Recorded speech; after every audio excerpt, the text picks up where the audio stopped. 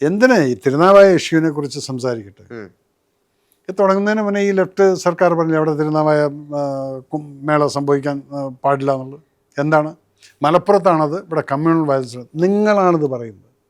അവിടുത്തെ ഹിന്ദുവോ അല്ലെങ്കിൽ അവിടുത്തെ മുസ്ലിമോ ഇത് പറഞ്ഞിട്ടില്ല. നിങ്ങൾ പറഞ്ഞുണ്ടാക്കി അവിടെ പാടില്ല, അത് ബാൻ ചെയ്യണം. പക്ഷെ കോടതി ഓർഡർ വന്നു, ബാൻ ചെയ്യാൻ പറ്റില്ല. ഭാരതപ്പുഴ നിങ്ങളുടെ ആരുടെയും അങ്ങനെ തന്നെയാണ് കോടതി. പക്ഷേ ഒരു ഗവേണിംഗ് സിസ്റ്റത്തിന് അങ്ങനത്തെ കൺസേൺസ് ഉണ്ടാവാമല്ലോ. കൺസേൺസ് ഉണ്ടാവാം, പക്ഷെ don't make it as a very aggressive communal സിറ്റുവേഷനിലേക്ക് ഫാക്ട് ആക്കാൻ പാടില്ല. ഫാക്ട് ആക്കാൻ പാടില്ല. നിങ്ങൾ കൊണ്ടുവന്നിട്ട് അവിടെ കമ്മ്യൂണൽ വയലൻസ് ഉണ്ടാവും, അതുകൊണ്ട് ഇത് പാടില്ല. നിങ്ങൾ ആൻസിപ്പേറ്റ് അവിടുത്തെ ഏതെങ്കിലും മുസ്ലിം മതപണ്ഡിതരോ അല്ലെങ്കിൽ ഹിന്ദു പണ്ഡിതരോ ഇങ്ങനെ ഇതിനെക്കുറിച്ച് ആശങ്ക പ്രകടിപ്പിച്ചിട്ടുണ്ടോ? ഇല്ല. നിങ്ങളാണ് ആരാണത് പറയാൻ?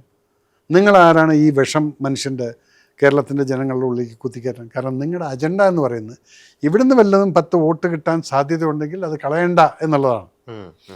ഹിന്ദു ഇപ്പം BJP എന്നുള്ള പാർട്ടി നിങ്ങൾ പറയും ഹിന്ദുക്കളുടെ party. No, it is not ഹിന്ദുക്കളുടെ പാർട്ടി. നിങ്ങളത് പറഞ്ഞുണ്ടാക്കിയിട്ട് ഹിന്ദുക്കളാക്കിയിട്ടുള്ളതാണ്. BJP എല്ലാ മതക്കാരെയും അക്സെപ്റ്റ് ചെയ്യുന്നുണ്ട്. BJP എന്ന് പറയുന്നത് ഒരു വർഗീയ പാർട്ടി അല്ല, അത് അല്ലെങ്കിൽ ഒരു ജാതി പാർട്ടി അല്ല. അങ്ങനെയാണ് ഈ മുസ്ലിം ലീഗ് എന്ന് പറയുന്നത് മുസ്ലിം ലീഗുകാരുടെ പാർട്ടിയാണ്. അതിനകത്ത് അവർ സംഘാടകരായിട്ടോ അല്ലെങ്കിൽ ടോപ്പിൽ നിൽക്കുന്നവരാരെയും കയറ്റുന്നില്ല. അതിനകത്ത് യാതൊരു പ്രശ്നവുമില്ല. ഓക്കെ, എന്നാലും 1-2 പേര് ഉണ്ടായിരിക്കും അതിനകത്ത്. ഇവിടെ നിങ്ങളാണ് ഈ പറഞ്ഞുണ്ടാക്കുന്നത്.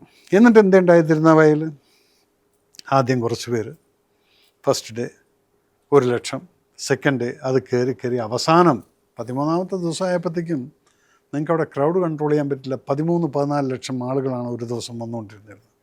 ഓക്കെ, ഇതെവിടെയാണത്? നിങ്ങൾ ഈ പറഞ്ഞ കമ്മ്യൂണൽ വയലൻസ് ഉണ്ടാവുമെന്ന് പറഞ്ഞ മുസ്ലിം സമുദായങ്ങൾ നിൽക്കുന്ന തിരൂർ സൈഡിലും തവനൂർ സൈഡിലും ഇപ്പുറത്ത് തിരുനാവായ സൈഡിലും മുഴുവൻ വരുന്നത് മുഴുവൻ മുസ്ലിം സഹോദരി സഹോദരന്മാരാണ് ജീവിക്കുന്നത്.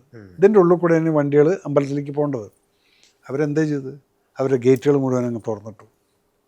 നമുക്ക് കാർ പാർക്ക് ചെയ്യാം. ഓരോ ഗേറ്റിനകത്തും നമുക്ക് 3-4 കാറുകൾ കൊണ്ട് പാർക്ക് ചെയ്യാൻ പറ്റും. അങ്ങനെയുള്ള വീടുകളോട് അവർ തുറന്നിട്ടു. അവരെല്ലാം നമുക്ക് വേണ്ടി ചെയ്തു തന്നു. അതിനെക്കുറിച്ച് നിങ്ങൾ എവിടെയെങ്കിലും ഒരു റിപ്പോർട്ട് എഴുതിയോ? ഇല്ല. കാരണം അവിടെ എന്താണ് നിങ്ങൾക്ക് ആവശ്യം? എന്താണ് ഈ ഹിന്ദുവും മുസ്ലിം ഈ വിദ്വേഷം അങ്ങനെ നിൽക്കണം. ഞാനെന്ന വ്യക്തിക്കറിയാം ഇവിടെ ഒരു ഹിന്ദു മുസ്ലിം വിദ്വേഷവും ഇല്ല എന്നുള്ളത്. അതല്ല ഞാൻ പറഞ്ഞത്.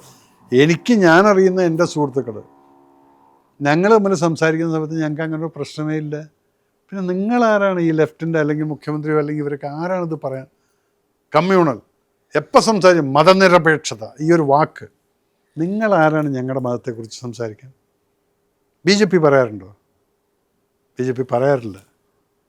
ഇവിടെ കമ്മ്യൂണൽ വയലൻസ് ഉണ്ടാവുമല്ലോ, അത് ഒരിക്കലും പറഞ്ഞിട്ടില്ല. നിങ്ങളാണത് ഉണ്ടാക്കുന്നത്. എന്നിട്ട് BJPനെ ഹിന്ദുക്കളുടെ പാർട്ടി, ഹിന്ദുക്കളുടെ മതവർഗീയവാദികളാക്കിയിട്ട് അങ്ങ് സ്റ്റാമ്പ് അടിച്ചിരിക്കുന്നു. ഈ സ്റ്റാമ്പാണ് മാറിയത്. കാരണം ജനങ്ങൾ കാര്യങ്ങൾ മനസ്സിലാക്കാൻ തുടങ്ങി. അത് തിരുനാവായയിലും കണ്ടില്ലേ ഇത്? ഈ മുസ്ലിംസ്, ഞാനന്ന് ട്രാഫിക്കിൽ കുടുങ്ങിയിട്ട് ഞാൻ പുറത്തിറങ്ങി സംസാരിക്കും. ഞാൻ പറയും ബുദ്ധിമുട്ടായല്ലേ നിങ്ങൾക്കൊക്കെ എന്ന് വെച്ചു. അപ്പോൾ അവർ പറയും ഈവനിങ് സാറെന്തീ പറഞ്ഞത്? ഞങ്ങളുടെ കച്ചവടം നടക്കുന്നുണ്ട്. അതല്ല സാറേ നമ്മൾ നോക്കേണ്ടത്. അല്ല നിങ്ങളുടെ അമ്പലത്തിലേക്ക് പോകണതിന് ഞങ്ങൾക്കെന്താ പ്രശ്നം എന്ന് അവർ ചോദിച്ചു. അപ്പോൾ ആർക്കവിടെ പ്രശ്നം? ഈ മോഡെന്ന് പറഞ്ഞുള്ളവർക്കാണ് പ്രശ്നം. അവരെ ഞങ്ങൾ പ്രൊട്ടക്റ്റ് ചെയ്യാൻ വേണ്ടിയിട്ട് ഇത് ചെയ്തു. അവരെ പ്രൊട്ടക്റ്റ് ചെയ്യല്ല, അവർക്ക് കിട്ടുന്ന ബിസിനസ് നിങ്ങൾ കട്ട് ചെയ്ത് കളയായിരുന്നു. ചുരുക്കി പറഞ്ഞാൽ ഈ CPM ആവശ്യമാണ്, അത് ആവശ്യമാണ്. അതിലാണ് അവർ സർവൈവ് ചെയ്യാൻ പറ്റുള്ളൂ. അപ്പം അതുകൊണ്ട് അവരത് സ്റ്റോപ്പ് ചെയ്തിരുന്നെങ്കിൽ ഈ തവനൂരും തിരൂരും ഉണ്ടായിരുന്ന കംപ്ലീറ്റ് കച്ചവടക്കാർക്ക് ഇത്രയും കച്ചവടം കിട്ടില്ലായിരുന്നു. അപ്പോൾ അവർ ശത്രുക്കളല്ലേ ഈ CPM ഇങ്ങനെ ഇത് ഉണ്ടാക്കിയിട്ട്. അപ്പോൾ അത് പറയാൻ പാടില്ല ഒരിക്കലും. നിങ്ങൾ അമ്പലത്തിൽ നടക്കട്ടെ, എന്നിട്ട് നിങ്ങൾ പോലീസ് പ്രൊട്ടക്ഷനാണ് കൊടുക്കേണ്ടത്. അത് നിങ്ങൾ ചെയ്തതുമില്ല. റോട്ടിലൊക്കെ ആൾക്കാരുണ്ട്. അവസാനം എന്താ സേവാഭാരതി വേണ്ടുവന്നവിടെ ഇതിനെ ട്രാഫിക് കൺട്രോൾ ചെയ്യാൻ സേവാഭാരതിയും അതുപോലെ തന്നെ അവിടുത്തെ മുസ്ലിം സംഘടനകളും കൺട്രോൾ ചെയ്തു. കാരണം അവർക്കും അത് ആവശ്യമാണ്. സ്മൂത്തായിട്ട് പോകുമ്പോൾ കച്ചവടമൊക്കെ നന്നായി നടക്കുന്നു, കാർ പാർക്കിങ്ങിന് പൈസ കിട്ടുന്നു എന്ന് പറഞ്ഞാൽ എല്ലാം കൊണ്ടും അവർ പറയുന്നത് ഞങ്ങൾ ഹാപ്പി ആയിരുന്നു. അടുത്ത വർഷം അവർ ആലോചിക്കുക അടുത്ത വർഷം ഉണ്ടാവില്ല എന്നുള്ളതാണ് അവരുടെ ചോദ്യം. പക്ഷെ അതിൽ നിങ്ങളുടെ ആ ഒരു നുണ പൊളിഞ്ഞു. ഇത് പൊളിയുമ്പോഴാണ് BJP വളരുന്നത്. ഇത്രയും കാലം ഹിന്ദു എന്ന് പറയുന്നത് ഞാൻ എപ്പോഴും ജന്തു എന്നാണ് പറയുന്നത്. കാരണം ഹിന്ദുക്കൾ, ഞാനൊരു ഹിന്ദുവാണ്. ഞാൻ പണ്ട് ഒരു കാര്യം പറഞ്ഞു, ഒരു അമ്പലത്തിൽ 10 കാശ് വരുമാനം കണ്ടു കഴിഞ്ഞാൽ അപ്പം ദേവസ്വം ബോർഡ് എടുക്കും.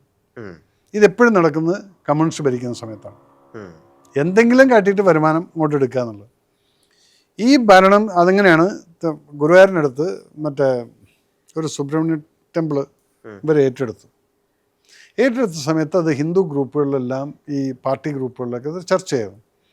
അപ്പോൾ ആ ചർച്ചയിൽ ഞാനൊരു വാക്ക് പറഞ്ഞിരുന്നു, വോയിസ് ഇട്ടു. ഇത് കേട്ടിട്ട് ആരോ അവിടുന്ന് തന്നെ, ഇപ്പം ഈ BJPയുടെ ഗ്രൂപ്പിൽ നോക്കിക്കഴിഞ്ഞാലും പല കമ്മ്യൂണിസ്റ്റുകാരും പലരും ഉണ്ടായിരിക്കും അതിനകത്ത്. അവരാണ് ഇതൊക്കെ ലീക്ക് ചെയ്തിട്ട് പുറത്തേക്ക് വിടുന്നില്ല. അങ്ങനെ എൻ്റെ ഒരു ക്ലിപ്പ് അങ്ങ് വന്നു, ഹിന്ദുക്കളെ ഒന്നിക്കുവാൻ യുദ്ധാഹ്വാനവുമായിട്ട് മേജർ രവി. എങ്ങനെയുണ്ട്? ഹിന്ദുക്കളെ ഒന്നിക്കുക എന്നുള്ളത് ഉണ്ട്, പറഞ്ഞത് ഉണ്ട്, ബാക്കിയുള്ള വാക്കൊന്നും ഇല്ല. ബാക്കി എവിടെ പോയി?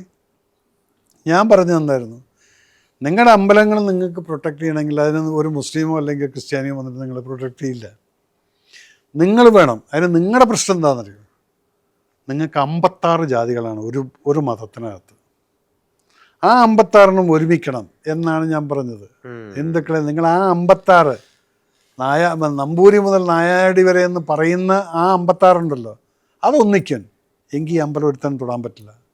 ഇതാണ് ഞാൻ പറഞ്ഞത്. അതിനെ വ്യാഖ്യാനിച്ചു. അപ്പം എന്തായി വ്യാഖ്യാനിച്ചത്? ഹിന്ദുക്കളെ ഒന്നുവയ്ക്കും യുദ്ധാഹ്വാനമായിട്ട്. അപ്പോൾ ആരോടാണത് യുദ്ധാഹ്വാനം? ഇവിടുത്തെ മുസ്ലിം സഹോദരങ്ങളോടും ക്രിസ്ത്യാനികളോടും ഞാൻ ആഹ്വാനം ചെയ്തു എന്നുള്ളതല്ലേ അതുവരെ. യെസ്. അപ്പോൾ ഈ നിങ്ങൾ എവിടെയും വിദ്വേഷം ഉണ്ടാക്കിയിട്ട് നിങ്ങൾ പൊളിറ്റിക്സ് കളിക്കല്ലേ. അത് ഈ ജാതിയും മതത്തിൻ്റെയും പ്രശ്നമില്ലായിരുന്നെങ്കിൽ ഇവിടെ ഒരു പാർട്ടി ഇവിടെ സർവൈവ് ഇല്ല. BJP എന്നേ കയറി പോകുമായിരുന്നു.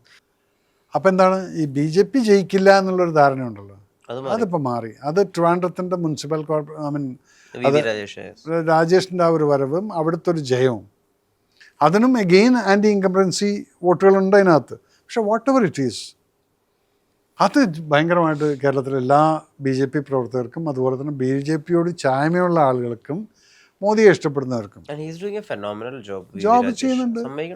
2 മാസം എന്തിനാ നിങ്ങൾ വെള്ളം ബ്ലോക്ക് ചെയ്തില്ലേ മാർക്സിസ്റ്റ് പാർട്ടി? എന്നിട്ടും അദ്ദേഹം എന്ത് ചെയ്തു? വിത്തിൻ നോ ടൈം, പൊങ്കാല കഴിഞ്ഞ് അതിന് within no time road clean ചെയ്തിട്ട് ഇട്ട് കൊടുത്തു. അതിനൊക്കെയാണ് ഇവർ ചെയ്ത്. ഇതൊക്കെ പൊളിറ്റിക്സ് ആണോ? Do you think that is a strong politics? No, it's a dirty politics. അതാണ് അവർ കാണിച്ചത്. വെള്ളം ബ്ലോക്ക് ചെയ്യുക എന്ന് കഴിഞ്ഞാൽ ഇവർക്ക് വെള്ളത്തിൻ്റെ, അത് ആരെയാണ് അവർ കഷ്ടപ്പെടുന്നത്? ജനങ്ങളെ. അല്ല VV രാജേഷിനല്ല. പക്ഷെ VV രാജേഷ് അതിലും മുന്നേ കണ്ടു ഓൾറെഡി ചന്ദ്രശേഖർജിയായിട്ട് സംസാരിച്ച് കാര്യങ്ങളൊക്കെ സെറ്റ് ചെയ്ത് ഇങ്ങനെ ചെയ്യുമെന്നുള്ളത്. അതിനനുസരിച്ചുള്ള ഇത് വന്നപ്പോഴത്തേക്കും പിന്നെ ഇവർക്കൊന്നും അതിൻ്റെ ഇടയിൽ കൂടെ കൊണ്ടുവന്നിട്ട് നേഴ്സുമാരുടെ സമരം കൊണ്ടുവന്നിട്ട് ആംബുലൻസ് എന്ന് പറഞ്ഞാൽ എന്തെല്ലാം വാട്ട് എവർ ദ ഡെറ്റി ഗെയിംസ് ദേ ക്യാൻ പ്ലേ. ഇങ്ങനെ ഡെറ്റി ഗെയിംസ് കളിച്ചിരുന്നൊരു സ്ഥലമാണ് 34 വർഷം കൊടികുത്തിവാണ് ത്രിപുര. ഇന്ന് അവിടെ ഒരു പാർട്ടി ഓഫീസ് പോലും ഇല്ല. ആ ഗതികേട് വരും എന്നുള്ളത് നിങ്ങൾ കണ്ടോണ്ടിരിക്കും. സമയപരിമിതി ഉണ്ട്. രാഷ്ട്രീയ പ്രവർത്തകനായിട്ട് അല്ലാതെ രാഷ്ട്രക്കാരനായിട്ട് കാണാൻ സാധിക്കട്ടെ. എന്തധികാരം കിട്ടിയാലും ആ രാഷ്ട്രക്കാരൻ പോയി പോവാതിരിക്കട്ടെ. അധികാരം വേണ്ട, എനിക്ക് സർവീസ് ചെയ്യാനുള്ള ആ ഒരു ഓപ്പർച്യൂണിറ്റി കിട്ടിക്കഴിഞ്ഞാൽ I won't serve, that's all. അധികാരം ഞാൻ പണ്ടേ അനുഭവിച്ചിട്ടുണ്ട് മോനെ. എനിക്ക് അതിലൊന്നും വലിയ താല്പര്യം. ഇപ്പം ഈ കാണുന്ന ഈ 56 വണ്ടിയും കൊണ്ട് നടക്കുന്ന CM-നെ കാണുമ്പോൾ എനിക്ക് സത്യം പറഞ്ഞാൽ പുച്ഛമാണ് ഉള്ളത്. ഞാൻ തുറന്നു പറയാം, നിങ്ങൾ ജനങ്ങളെ പണം എടുത്തിട്ടാണ് ഈ ദൂർത്ത് കാണിക്കുന്നത്.